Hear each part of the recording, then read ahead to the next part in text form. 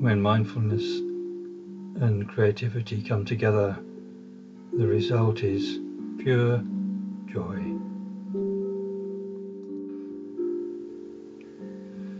I call this piece Eden Revisited. The serpent in many cultures represents a guardian, and in the biblical tale as a guardian of sensuality, and here the serpent is just managing to taste, just touch with the tip of the tongue, both the flower and the fruit, the sensual desire as it falls to the ground.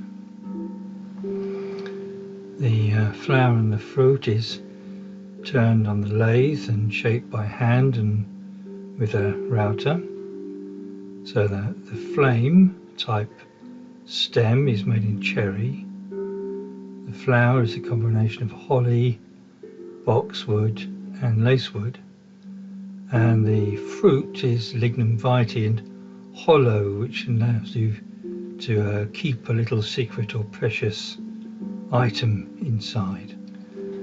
Making the serpent, however, was more of an exploration. It was an old piece of ash which had many faults and features in it, many holes that appeared somewhere in the middle of the timber as I carved it, so the shape of the serpent sort of changed a little and appeared almost slowly and gradually in time.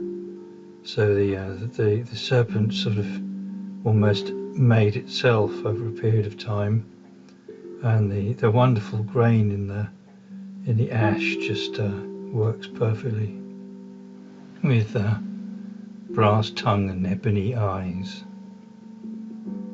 Every piece of wood, once a living thing, has a history, and as delve into the inside and the workings, into the history of each piece, things are revealed which often surprise and delight.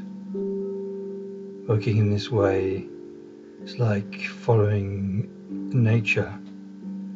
It's a natural form, and something I find most rewarding. It's a beautiful thing to do, and it's an expression of love. My work is an expression of love and appreciation for this world and this life.